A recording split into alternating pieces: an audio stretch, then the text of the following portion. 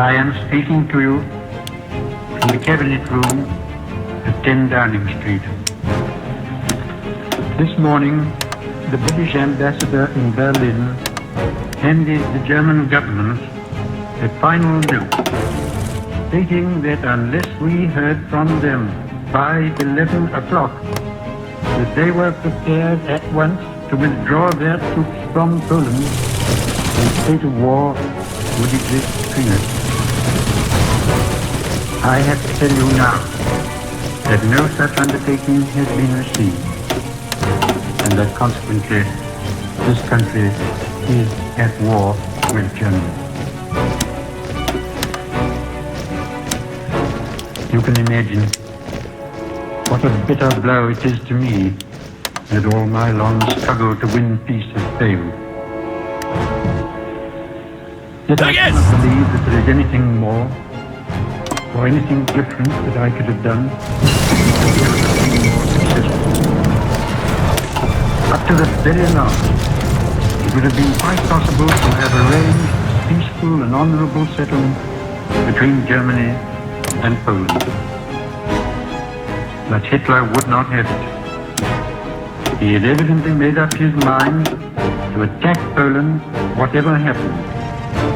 And although he now says he put forward reasonable proposals which were rejected by the Poles, that is not a true statement. The proposals were never shown nor to us. And though they were announced in the German broadcast on Thursday night, Hitler did not wait to hear comments on them, but ordered his troops to cross the Polish frontier the next morning. His action shows convincingly that there is no chance of expecting that this man will ever give up his practice of using force to gain his will. He can only be stopped by force. And we in France are today in fulfillment of our obligation to the aid of Poland, who is so bravely resisting this wicked and unprovoked attack upon her people. We have a clear conscience. We have done all that any country could do to establish peace. But a situation in which no word given by Germany's ruler could be trusted, and no people or country could feel itself safe, had become intolerable. And now that we have resolved to finish it, I know that you will all play your part with calmness and courage.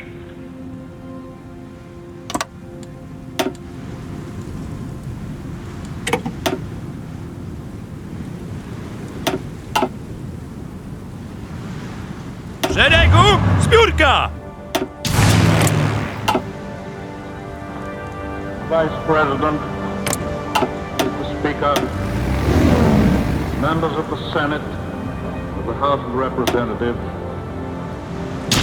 yesterday, December 7th, 1941, a date which will live in infamy. The United States of America was suddenly and deliberately attacked by naval and air forces of the Empire of Japan. The United States was at peace with that nation, and at the invitation of Japan, still in conversation with its government and its emperor, looking toward the maintenance of peace in the Pacific. Indeed, 1 hour after Japanese air squadrons had commenced bombing in the American island of Oahu, the Japanese ambassador to the United States and his colleague delivered to our Secretary of State a formal reply to a recent American message. And while this reply stated that it seemed useless to continue the existing diplomatic negotiations, it contained no threat or hint of war or of armed attack. It will be Tak jest! that the distance of Hawaii from Japan Baczność! makes it obvious that the attack was deliberately planned many days or even weeks ago. During the intervening time, the Japanese government has deliberately sought to deceive the United States by false statements and expressions of hope for continued peace. The attack yesterday on the Hawaiian Islands has caused severe damage to American naval and military forces. I regret to tell you that very many American lives have been lost. In addition, American ships have been reported torpedoed on the high seas between San Francisco and Honolulu. Yesterday, the Japanese government also launched an attack against Malaya. Last night, Japanese forces attacked Hong Kong. Last night, Japanese forces attacked Guam. Last night, Japanese forces attacked the Philippine Islands. Last night, the Japanese attacked Wake Island. And this morning, the Japanese attacked Midway Island. Japan has therefore undertaken a surprise offensive extending throughout the Pacific area. Baczność! The facts of yesterday and today speak for themselves. The people of the United States have already formed their opinions and well understand the implications for the very life and safety of our nation. As Commander-in-Chief of the Army and Navy, I have directed that all measures be taken for our defense. But always will our whole nation remember the character of the onslaught against us.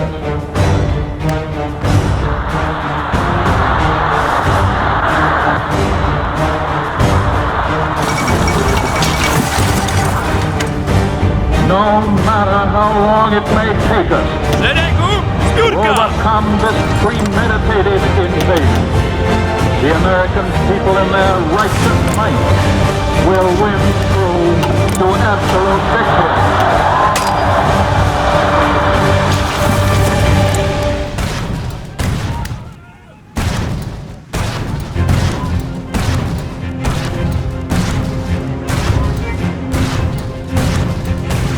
Mr. Speaker, on Friday evening last, I received His Majesty's commission to form a new administration. It was the evident wish and will of Parliament and the nation that this should be conceived on the broadest possible basis, and that it should include all parties, both those who supported the late government and also the parties of the opposition. I have completed the most important part of this task. A war cabinet has been formed of 5 members, representing, with the Liberal opposition, the unity of the nation. The 3 party leaders have agreed to serve either in the war cabinet or in high executive office. The 3 fighting services have been filled. It was necessary that this should be done in one single day on account of the extreme urgency and rigor of events. A number of other key petitions were filled yesterday, and I am submitting a further list to His Majesty tonight. I hope to complete the appointment of the principal ministers during tomorrow. The appointment of the other ministers usually takes a little longer, but I trust that when Parliament meets again, this part of my task will be completed, and that the administration will be complete in all respects. Sir, I considered it in the public interest to suggest that the House should be summoned to meet today. Mr. Speaker agreed and took the necessary steps in accordance with the powers conferred upon him by the resolution of the House. At the end of the proceedings today, the adjournment of the House will be proposed until Tuesday, the 21st of May, with, of course, provision for earlier meeting if need be. The business to be considered during that week will be notified to members at the earliest opportunity. I now invite the House, by the resolution which stands in my name, to record its approval of the steps taken and to declare its confidence in the new government. Sir, to form an administration of this scale and complexity is a serious undertaking in itself. But it must be remembered that we are in the preliminary stage of one of the greatest battles in history. That we are in action at many points in Norway and in Holland. That we have to be prepared in the Mediterranean. That the air battle is continuous. And that many preparations have to be made here at home. In this crisis, I hope I may be pardoned if I do not address the House at any length. I hope that any of my friends and colleagues or former colleagues who are affected by political reconstruction will make all allowances for any lack of ceremony with which it has been necessary to act. I would say to the House, as I said to those who have joined the government, I have nothing to offer but blood, toil, tears, and sweat. We have before us an ordeal of the most grievous kind. We have before us many, many long months of struggle and of suffering. You ask what is our policy? I will say it is to wage war by sea, land, and air. With all the strength that God gives us. To wage war against a monstrous tyranny, never in the dark and lamentable catalogue of human crime. That is our policy. You ask, what is our aim? I can answer it. Victory at all costs. Victory over long and hard the road may be. But without victory there is let's be real. No survival for the British Empire. No survival for all that the British Empire stood for. No survival for the urge and impulse of the ages that mankind was forward towards its goal. And I take up my task with buoyancy and hope. I feel sure that our cause will not be suffered to fail among men. This time I feel it the age. Come, then, let us go forward together with our united strength.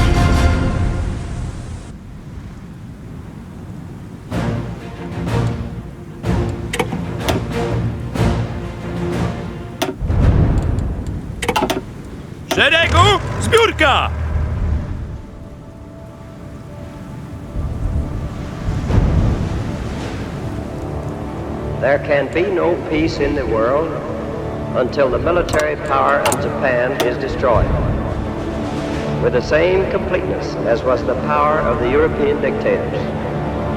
To do that, we are now engaged in the process of deploying millions of our armed forces against Japan in a mass movement of troops and supplies and weapons over 14,000 miles, a military and naval feat unequaled in all history. Substantial portions of Japan's key industrial centers have been leveled to the ground in a series of record incendiary raids. What has already happened to Tokyo will happen to every Japanese city whose industries feed the Japanese war machine. If the Japanese insist on continuing resistance beyond the point of reason, their country will suffer the same destruction as Germany.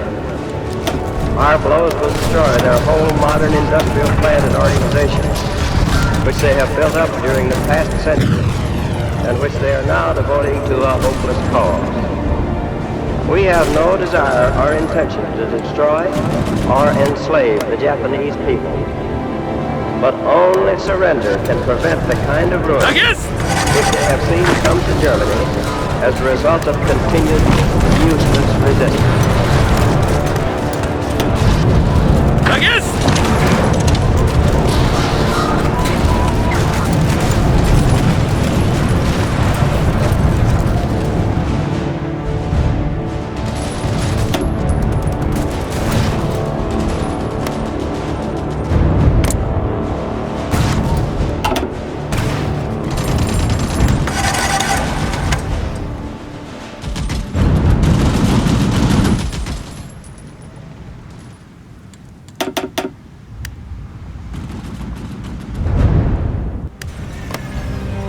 This is a talk on national security.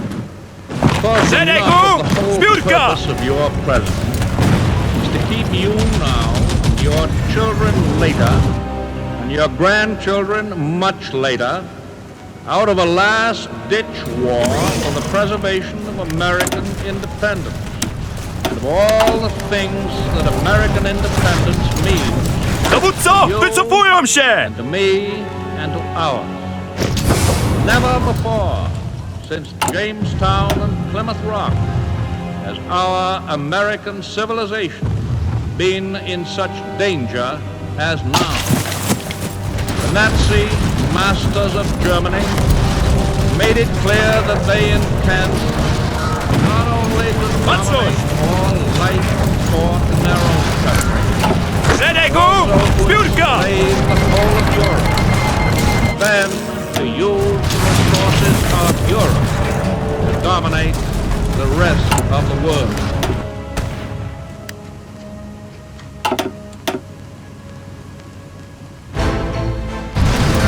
In view of the nature of this undeniable threat, it can be asserted properly, categorically, that the United States has all reason to encourage talk of peace until the day shall come when there is a clear intention on the part of the aggressor nations to abandon all thought of dominating or conquering the world. The forces of the states that are leagued against all people who live in freedom are being held away from our shores. Germans and Italians are being blocked on the other side of the Atlantic by the British and by the Greeks and by thousands of soldiers and sailors who are able to escape from subjugated countries. The Japanese are being engaged in China, in Asia, by the Chinese nation in another great defense. In the Pacific Ocean is our fleet, guns loaded with explosive bullets, economic as well as military.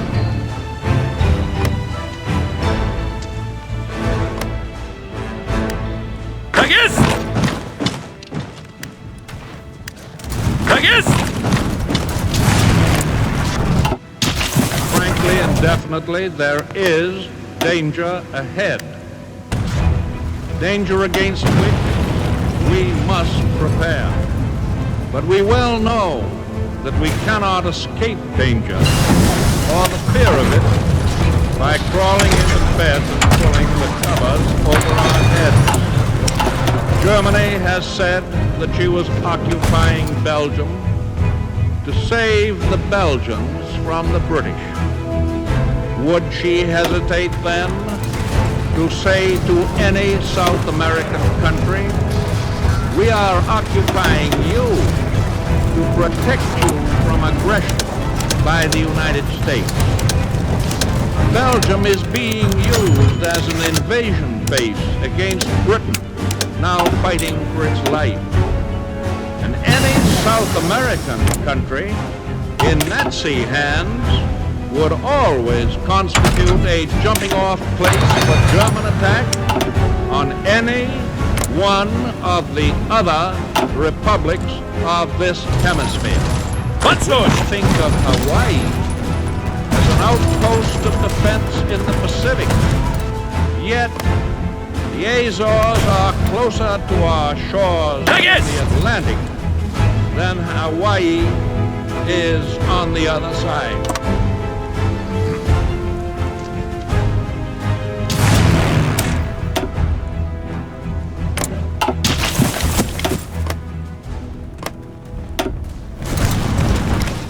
There are those who say that the Axis powers never have any desire to attack the Western Hemisphere. This is the same dangerous form of wishful thinking which has destroyed the powers of resistance of so many. Let us no longer blind ourselves to the undeniable fact that the evil forces which have crushed, undermined, and corrupted so many others are already within our own gates. Your government knows much about them, and every day is ferreting them out. Their secret emissaries are active in our own and neighboring countries. They seek to stir up suspicion and dissension, cause internal strife. They try to turn capital against labor and vice versa. They try to reawaken long, slumbering racial and religious enmities, which should have no place in this country. And there are also American citizens, many of them in high places, who unwittingly, in most cases, are aiding and abetting the work of these agents.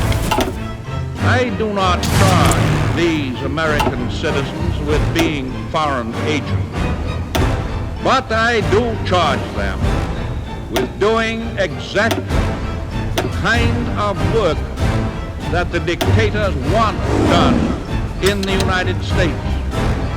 The experience of the past 2 years has proven beyond doubt that no nation can appease the Nazi. No man can tame a tiger into a kitten by stroking it. There can be no appeasement with ruthlessness.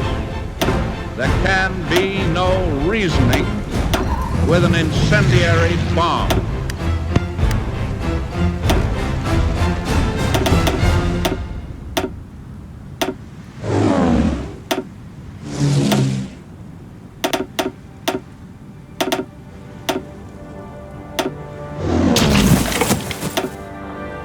Vice President,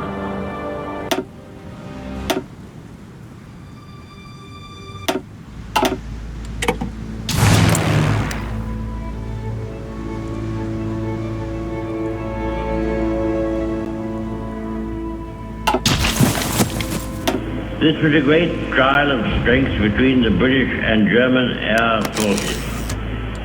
Can you conceive a greater objective for the Germans in the air than to make evacuation from these beaches impossible? And to think all these ships which were displayed almost to the extent of thousands. Could there have been an objective of greater military importance and significance for the whole purpose of the war? They tried hard, and they were beaten back. They were frustrated in their task. We got the army away, and they have paid fourfold for any losses which they have inflicted. Sir, when we consider how much greater would be our advantage in defending the air above this island against an overseas attack, I must say that I find in these facts a sure basis upon which practical and reassuring thoughts may rest. I will pay my tribute to these young gentlemen, the great French army, but very largely, for the time being, cast back and disturbed by the onrush of a few thousands of armored vehicles. May it not also be that the cause of civilization itself will be defended by the skill and devotion of a few thousand armies? There never has been, I suppose, in all the world, in all the history of war, such an opportunity for use. The Knights of the Round Table, the Crusaders, all fall back into the past. Not only distant, but prosaic. These young men going forth every morn to guard their native land and all that we stand for, holding in their hands these instruments of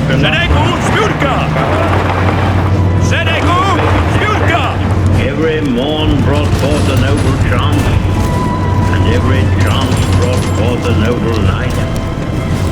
Deserve our gratitude, and do all brave men, in so many ways and on so many occasions, are ready and continue ready to give life to their native land. Nevertheless, at the escape of our army, many men whose loved ones have been weak, but not blind us to the fact that what happens in France and Belgium is a colossal military disaster. The French army has been weakened, the Belgian army has been lost, a large part of those fortified lines upon which so much faith had been reposed is gone. Many valuable mining districts and factories have passed into the enemy's possession. The whole of the Channel ports are in his hands, with all the tragic consequences that follow from that. And we must expect another blow to be struck, almost immediately, at us or at France. We are told, sir, that Herr Hitler has a plan for invading the British Isles. This has often been thought of before. When Napoleon led with his flat-bottomed boats and his grand army, he was told by someone, there are bitter weeds in England.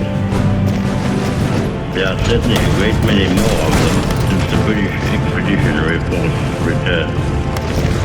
Sir, I have myself duty. If nothing is neglected, and if the best arrangements are made, as they are being made, we shall prove ourselves once more able to defend our island home, to ride out the storm of war, to outlive the menace of tyranny, if necessary for years, if necessary alone. At any rate, that is what we are going to try to do.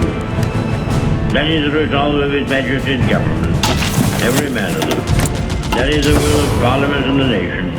The British Empire and the French Republic, linked together in their cause and in their need, will defend to the death their native soil, aiding each other like good comrades to the utmost of their strength. We shall go on to the end. We shall fight in France. We shall fight on the seas and oceans. We shall fight with growing confidence and growing strength in the air. We shall defend our islands, whatever the cost may be. We shall fight on the beaches. We shall fight on the landing grounds. We shall fight in the fields and in the streets. We shall fight in the hills. We shall never surrender. And if, which I do not for a moment believe, this island or a large part of it were subjugated and starving, then our empire beyond the seas, armed and guarded by the British fleet, would carry on the struggle until, in God's good time, the new world, with all its power and might, steps forth to the rescue and the liberation of the old.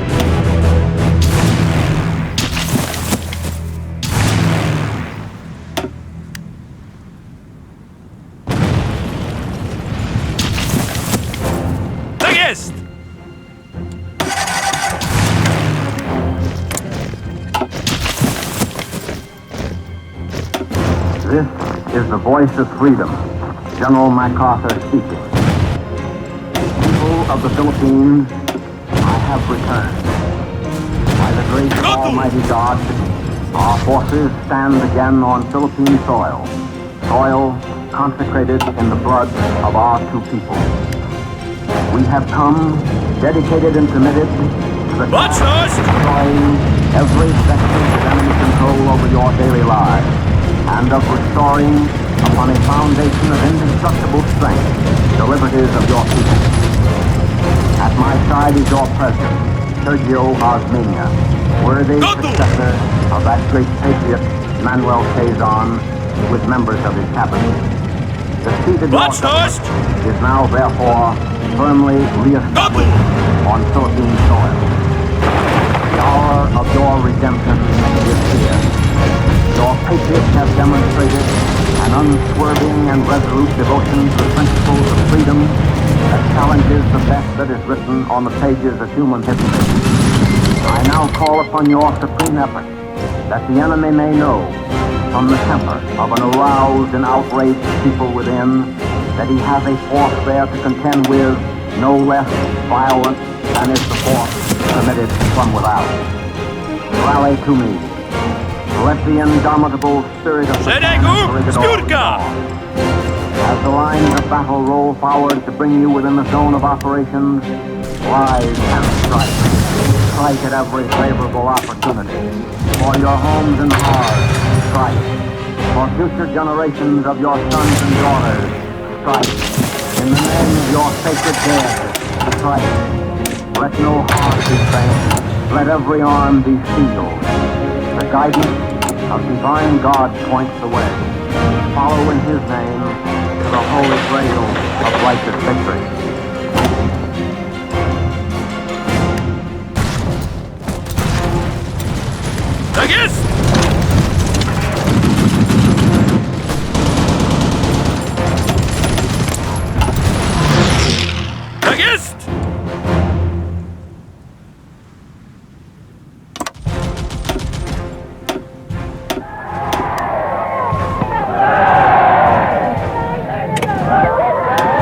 So,